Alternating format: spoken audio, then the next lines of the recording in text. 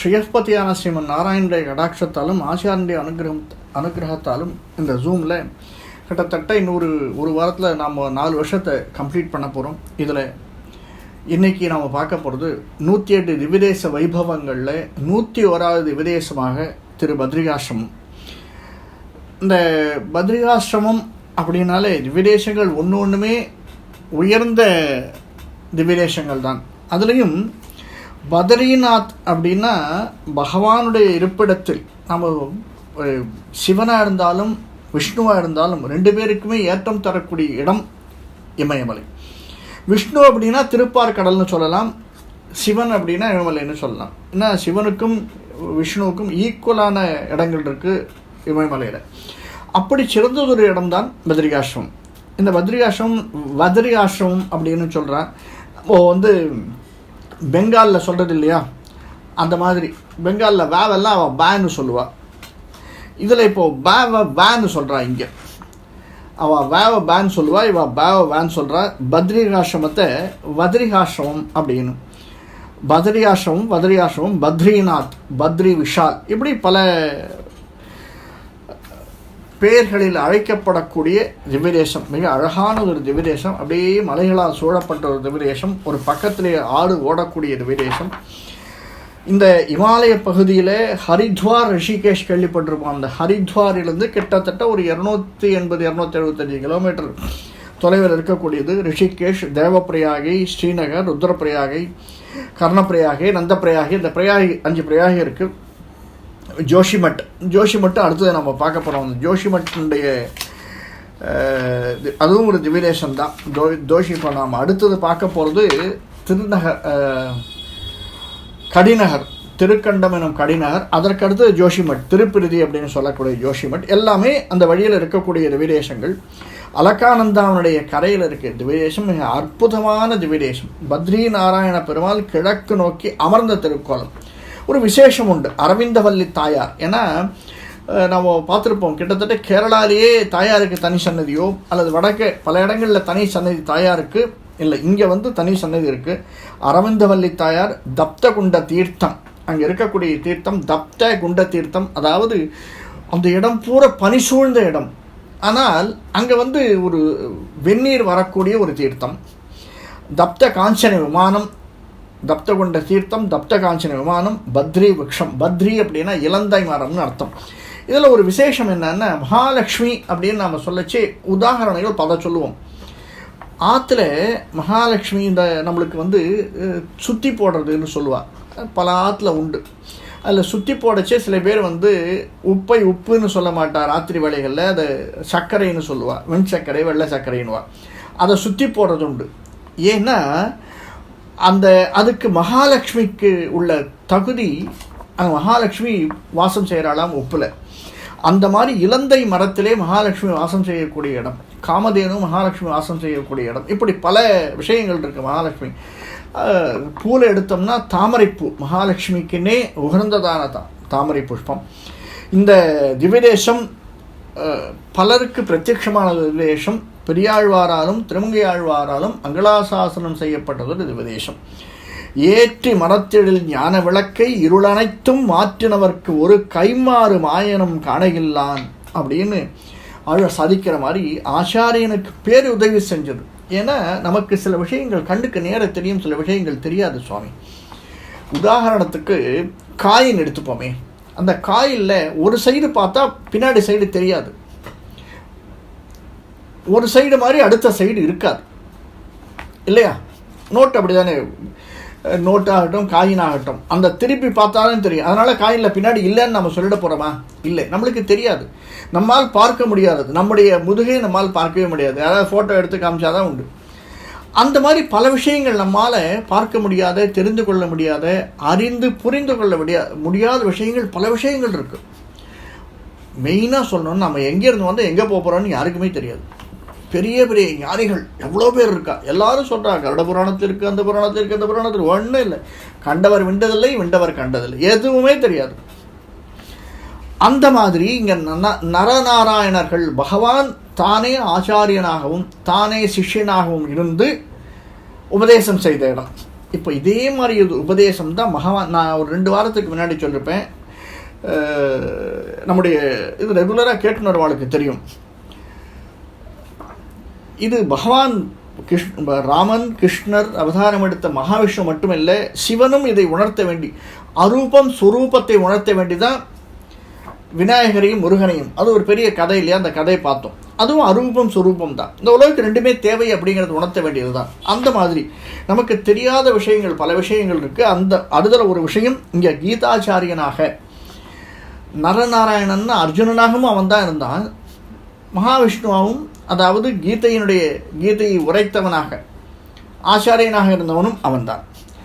அந்த கீதையை கேட்ட பீஷ்மராக இருந்து பீஷ்மர் வாயிலே உதிர்த்த 1008 நாமாவாக இருந்தவனும் அவன்தான். ஆனால் சில விஷயங்கள் இந்த இடத்துல பீதகவாடை பிரானார் பிரம்ம குருவாகி வந்து அப்படின்னு போற்றக்கூடிய இடமாக இருக்கக்கூடியது இது. பகவான் கிழக்கு நோக்கி அமர்ந்த திருக்கோலம்னா யாருக்கோ உபதேசம் என்ற திருக்கோலத்தில் இருப்பாராம். அது மட்டுமல்ல, பிரிதி சென்று அடை நெஞ்சே அப்படின்னு ஆழ்வார் உருகி உருகி பாடுறார். எங்கே வேணாலும் நீங்கள் அந்த பக்கம் போயிட்டேன்னா பார்த்த எந்த திவ்யதேசத்து வேணாலும் சேவிச்சுட்டு வாங்கோ, சேவிக்காத வாங்கோ, ஆனால் பத்ரிகாசிரமத்தை விட்டுறாதீங்கோ.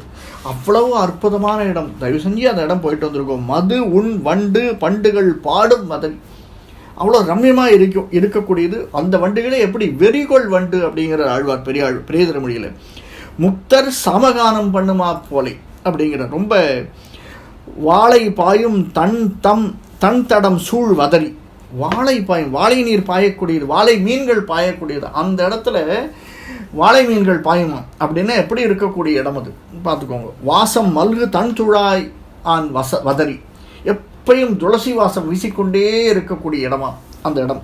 2வது இலந்தை விருட்சம்னு சொல்கிறோமே, இலந்தை விருட்சத்தையும் பார்க்க முடியாதாங்க. எப்படி பகவான் நாராயண அவதாரத்திலே சிஷ்யனாக இருக்கவனை பார்க்க முடியாதோ, அந்த மாதிரி இலந்தை விருட்சம் மகாலட்சுமியையும் அங்கே பார்க்க முடியாது. இலந்தை விருட்சமாக மகாலட்சுமி இருக்கா. அந்த மகாலட்சுமியினுடைய மரத்தினுடைய அடியிலே தான் பகவான் காட்சி கொடுக்கிறான். இந்த கிட்டத்தட்ட திருமங்கை மன்னன் மட்டுமே 20 பாசுரங்கள் சேவிச்சிருக்கார். இவரை பற்றி மங்களாசாசனம் பண்ணிருக்கார். ஒரு 2-3 கதைகளை பார்த்துட்டு நம்ம விஷயம் பார்க்கலாம். இதில் திவ்யதேச வாழ்த்துப்பாடல் இருக்குது, தியான ஸ்லோகமாக விடக்கூடியது. எதிரிலாம் கனகன் தன்னை இருகையால் பிளவு செய்தே, சதிரினால் இலங்கை வேந்தன் தன்னை களைந்து அடித்து குந்தி சுதரலாம் உய்ய தீய சுயோதனன் மடியச் செய்த வதரி நாராயணனாம் எம்கோன் மலப்பதம் வாழி அப்படிங்கிறது சாதிக்கிறது வரதராஜ பாகவதம். அதாவது புகழ்பெற்ற இந்த பதரி வனமாக இருந்தது. எப்படி நம்ம சவுத்திலலாம் பார்த்தோம்னா விதவிதமான வனங்கள் இருக்கும், அந்த மாதிரி துளசி வனம் மாதிரி. அங்கே பத்ரிவனம். பத்ரின்னா நம்ம பார்த்தோம் இலங்கை மரங்கள் அதிகமாக இருக்கக்கூடியதுன்னா இந்த இமயமலை சாரலில் இருக்கிறதுனால எம்பெருமான் பத்ரி நாராயண திருப்பெயரோடு அரவிந்தவல்லி தாயாரோடு தப்த காஞ்சன விமான நிழலிலே தப்தகுண்ட தீர்த்தலிலே கிழக்கு நோக்கி அமர்ந்த திருக்கோலத்தில் இருக்கிறதாக நரநாராயணனாக காட்சி தருவதாக உபதேச முத்திரையோடு காட்சி கொடுத்ததாக இங்கே தியான ஸ்லோகம் சொல்கிறது. மண்ணும் இமயமலை எங்கள் மலையே, மாநில மீது இதுபோல் பிரிது இல்லையே அப்படின்னு இங்கேருந்து இமயமலை வரைக்கும் சென்று சேவிச்சுட்டு வந்த பாரதியார் இதை பற்றி அவ்வளோ தீர்க்கமாக சாதிக்கிறார்.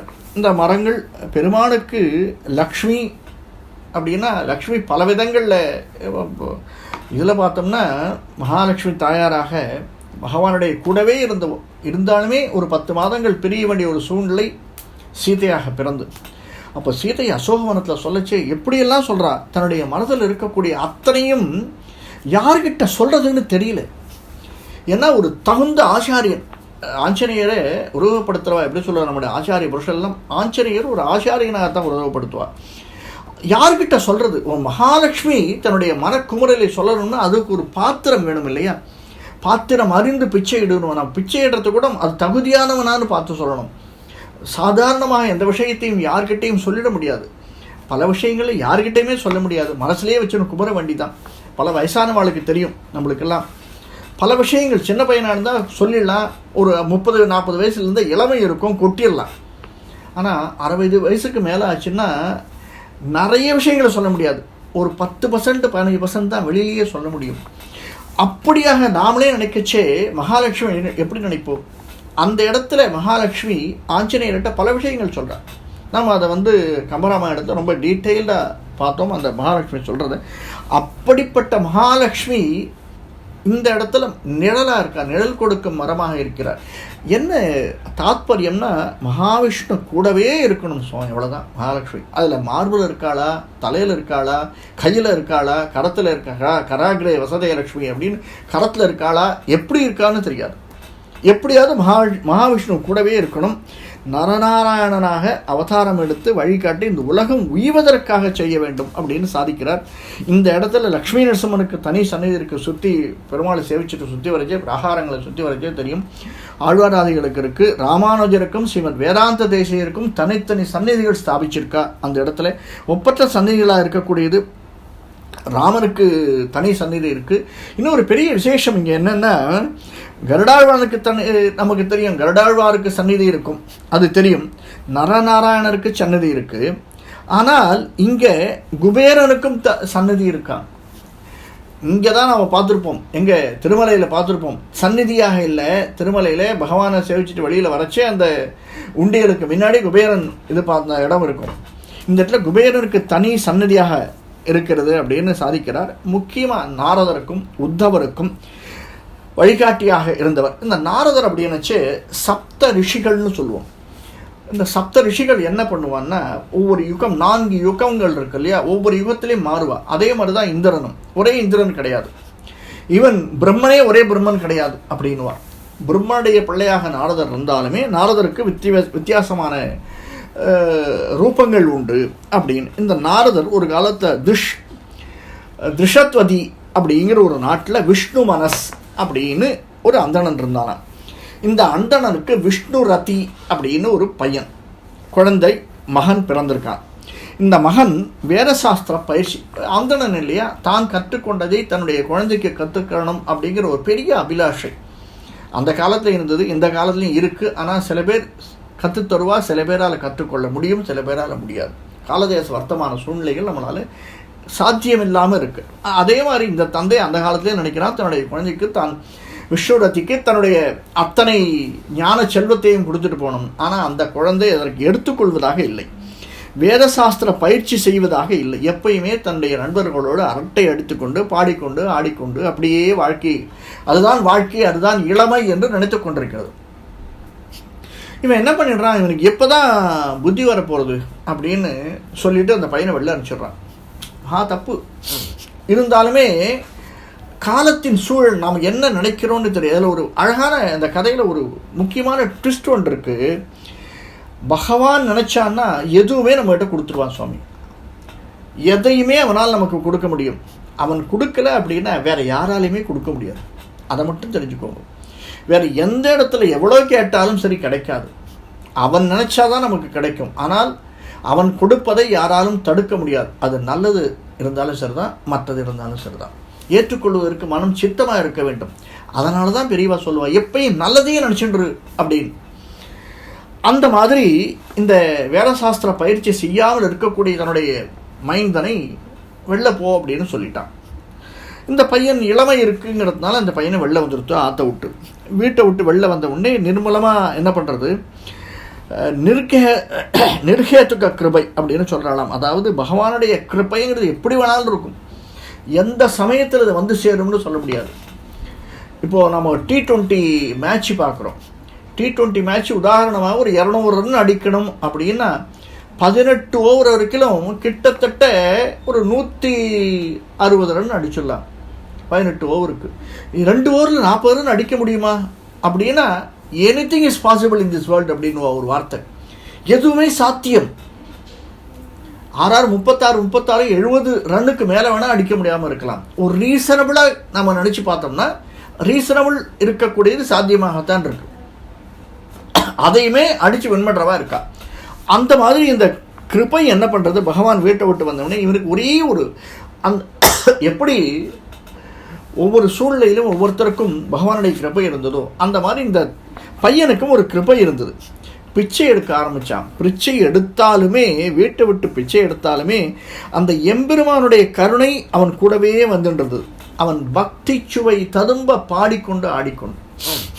சில சமயங்களில் நம்ம அறியாமல் சிலது பேசிடுவோம். நல்லதும் பேசுவோம், கெட்டதும் பேசுவோம். இந்த கெட்டது பேசுகிறதுக்கு அப்பா அம்மா நினச்சி பார்த்துப்போம், ஐயோ அது பேசியிருக்க வேண்டாமோ, சரி போ தப்பாக பேசிட்டேனோ.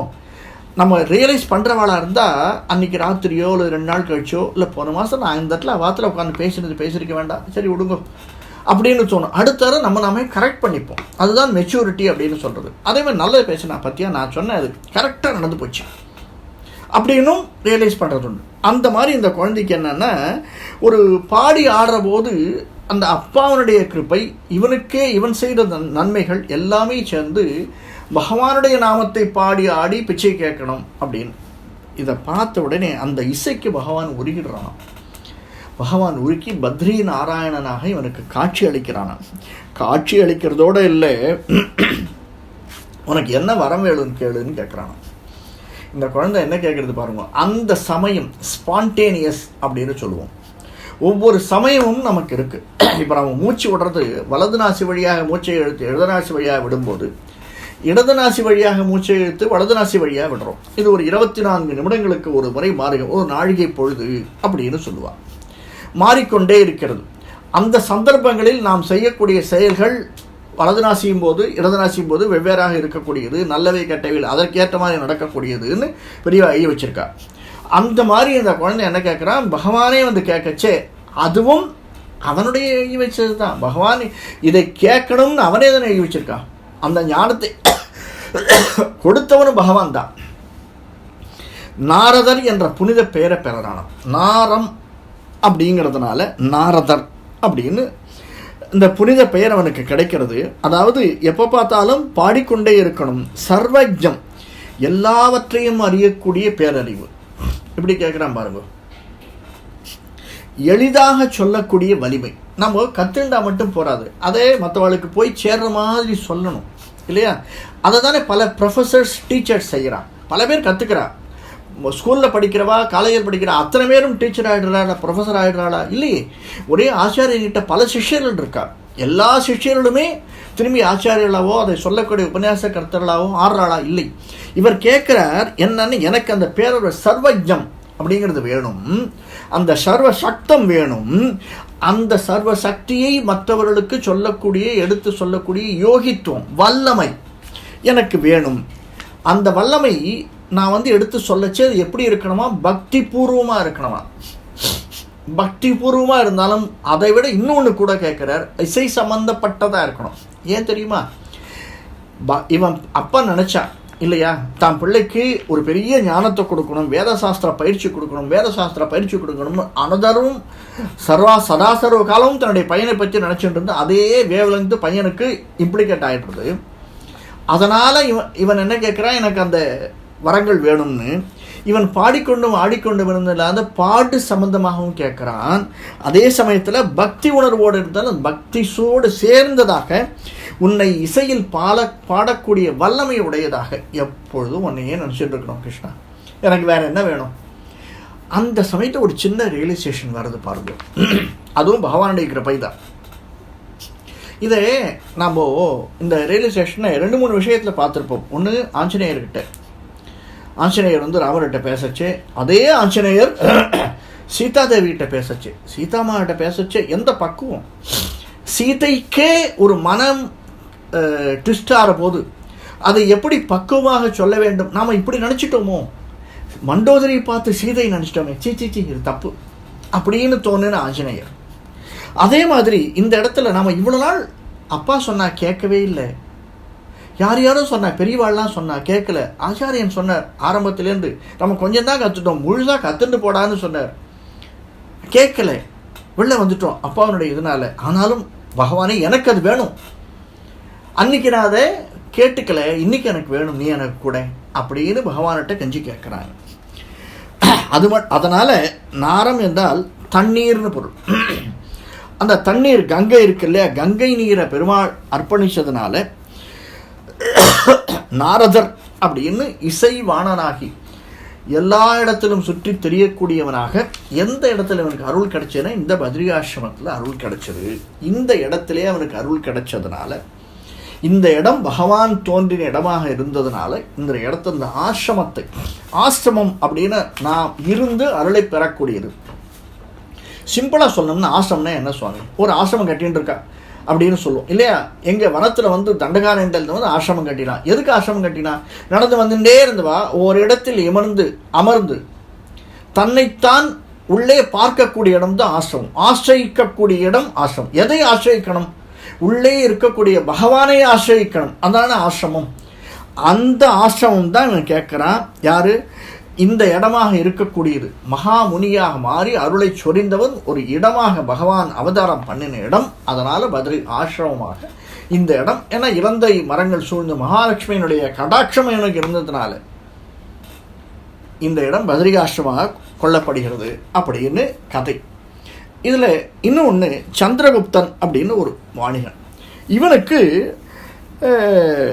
ஒரு ஆசை, ரொம்ப நாளாக குழந்தை இல்லை. தசரதன் போல போன்றிருக்கும். தசரனுடைய கதை கேட்டிருப்பான். தசரனுடைய கதையை கேட்டவனே ஒரு ஆசை வந்தது. இருக்கிறவாள் அந்தணர்கள்லாம் கூப்பிட்டு கேட்டால், நான் என்ன பண்ணணும், நான் நிறைய வாணிகம் பண்ணுறேன், இந்த வாணிகத்தை விருத்தி பண்ணணும். அந்த விருத்தி பண்ணுறதோடு இல்லை, நான் சம்பாதிக்கக்கூடியதை அனுபவிக்கிறதுக்கு எனக்கு ஒரு குழந்தை வேணும் அப்படின்னு கேட்குறான். இவா சொல்கிறா, உனக்கு அந்த பாக்கியம் இருக்குது, நீ என்ன பண்ணு, புத்திரகாமேஷ்டி யாகம் பண்ணு அப்படின்னு சொல்கிறான். சரி, அந்தணர்கள் சொல்கிறாளே அப்படின்னு புத்திரகாமேஷ்டி யாகம் பண்ணுறான் இந்த சங்கரகுப்தன் அப்படின்னு. புத்திரகாமேஷ்டி யாகம் பண்ணுறான். ரெண்டு விஷயம் பாருங்கோ. ஒன்று நம்பிக்கை வாழ்க்கையில், ரெண்டாவது எதிர்பார்ப்பு. எதிர்பார்ப்பு இருக்கணும், நம்பிக்கையும் இருக்கணும். நம்பிக்கை இல்லாமல் எதிர்பார்ப்பு இல்லாத நம்பிக்கையும் ஏமாற்றம் அளிக்கக்கூடியதாக இருக்கும், ஏற்றமளிக்கிறதாக இருக்காது. இவன் அந்தணர்கள் மேல் வைத்த நம்பிக்கை, தனக்கு குழந்தை பிறக்க வேண்டும் என்ற ஒரு எதிர்பார்ப்பு, இரண்டும் சேர்ந்து அவனுக்கு குழந்தையை கொடுத்தது. ஆனால் விதி என்னன்னா, அந்த குழந்தை வந்து எப்படி நம்ம முதல்ல பார்த்தோம், ஒரு விஷய ஞானம் இல்லாத குழந்தை. ஏன் சுவாமி விஷய ஞானம் இல்லை? அவனாவது நீங்கள் முதல்ல பார்த்தவன் அந்தணன், விஷ்ணு மனஸ் அப்படிங்கிற அந்தணன் தன்னுடைய குழந்தைக்கு விஷ்ணுரத்தின்னு பேரை வச்சான். ஆனால் இவன் ஒரு வாணிகன், சங்கரகுப்தன் என்ற வாணிகன். இவனுக்கு எப்போ பார்த்தாலும் ஞாபகங்கள் எதில் இருக்குது, பைசா பைசா பைசா, காசு பணம் துட்டு மணி மணி மணி. இந்த குழந்தை என்ன பண்ணும், நல்ல செல்வச் செழிப்பிலே வளரக்கூடிய குழந்தை. அந்த செல்வச் செழிப்பாலே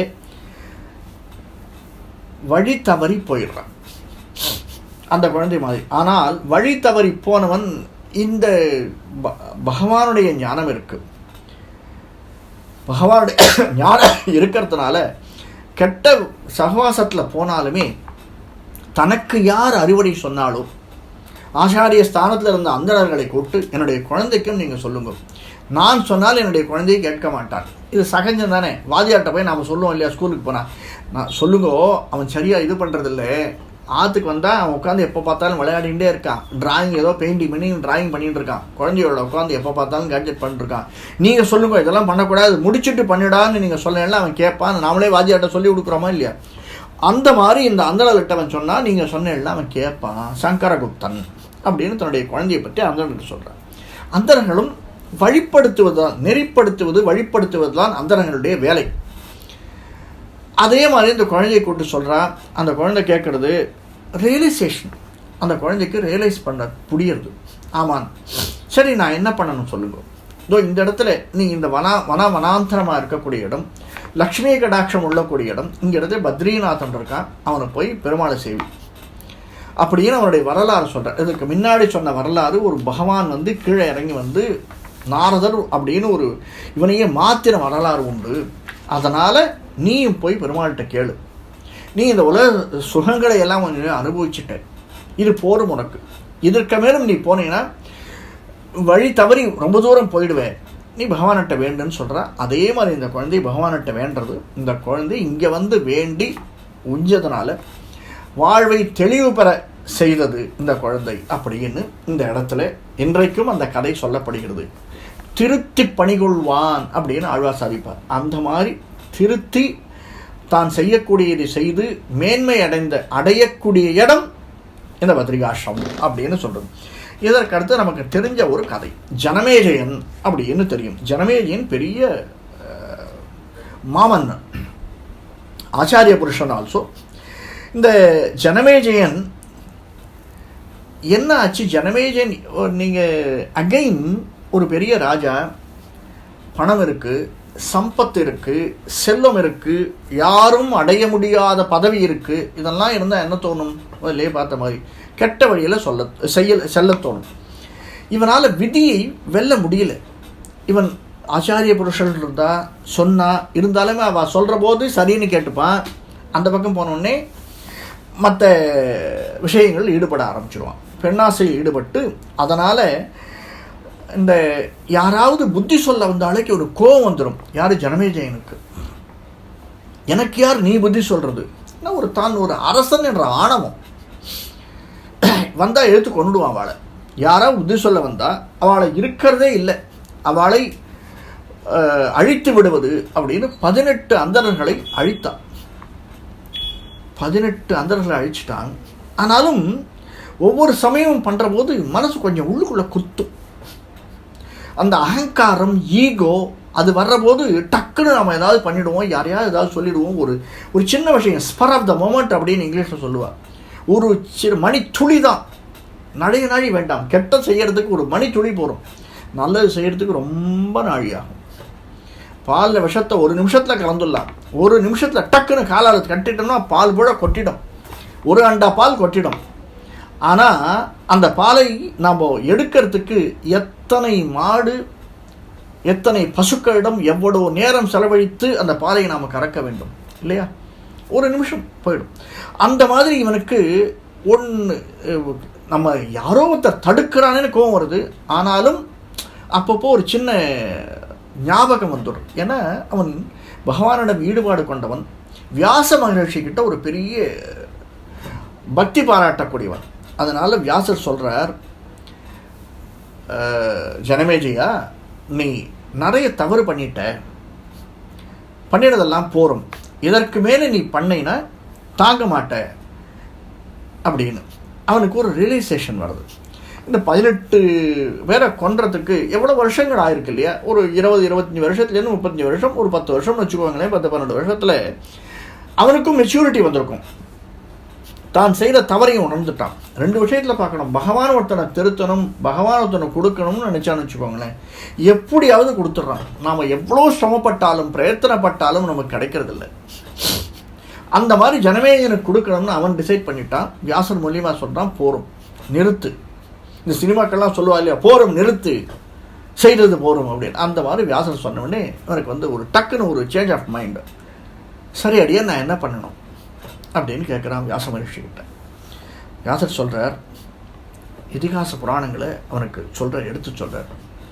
இதிகாச புராணங்களை எடுத்து சொல்லி இதையெல்லாம் சொல்லக்கூடியவனாக, நரநாராயணனாக அமர்ந்த கோலத்திலே பத்ரி ஆசிரமத்தில் இருக்கக்கூடியவன் பகவான். அவனை போய் பிரார்த்தனை பண்ணு. பிரார்த்தனை பண்ணின உனக்கு நீ செய்த கெட்டதெல்லாம் மறைஞ்சி நீ எதற்காக இந்த உலகத்திற்கு பிறக்க வைக்கப்பட்டாயோ, நீ முதல்ல நல்லா இருந்த, பகவானை ஸ்மரணை பண்ணிட்டு இருந்த, உன்னுடைய இளமை அந்த ஒரு கெட்ட எண்ணங்கள் வருவதற்கு முன்னாடி அந்த நிலைமை நீ மீண்டும் அடைவாய், உனக்கு நல்லது வரணும்னு எழுதி வச்சிருக்கு அப்படின்னு. இவன் என்ன பண்ணுறான், இந்த தன்னுடைய நாட்டிலிருந்து பொடிநடையாக, இப்போ நம்ம நடைப்பயணம் மேற்கொள்கிறோமே அந்த மாதிரி நடைப்பயணமாக மேற்கொண்டு பலவித கஷ்டங்களை அனுபவித்து பத்ரிகாசிரமம் சேர்றான். ஏன்னா கஷ்டம் பட்டால்தான் நல்லது கிடைக்கும் அப்படிங்கிறதுனால பத்ரிகாசிரமம் பெருமாளை சேவிக்கிறான். பெருமாளை சேவித்த ஜனமேஜயன் பழைய நிலைமையை அடைகிறான். பழைய நிலைமையை அடைந்தவன், ஏன்னா புத்தி வந்துடுறது, ஞானம் வந்துடுறது, செருக்கு போயிடுறது, அந்த ஞானத்தினால் தூய்மை வந்துடுறது, பக்தியினால் அறிவு மேன்மை அடைகிறது. அதனால் பகவானை வேண்டி அந்த இடத்துல இருந்து முக்தி அடைகிறான் அப்படின்னு கதை. இப்படியாக இது மட்டுமல்ல, பல புராணங்கள், மாத்ஸ்ய புராணமாகட்டும், ஸ்காந்த புராணமாகட்டும். ஸ்காந்த புராணம் நம்ம விஸ்வாமித்திரர் ராமலட்சுமணனுக்கு நடந்து ஆட்சி நடத்தியே சொல்லுவார் ஸ்காந்த புராணம். அந்த ஸ்காந்த புராணத்தில் ஆகட்டும் பலவித கதைகள் இந்த திவ்யதேசத்தை பற்றி எழுதப்பட்டிருக்கு அப்படின்னு பெரியவா சொல்கிறார்.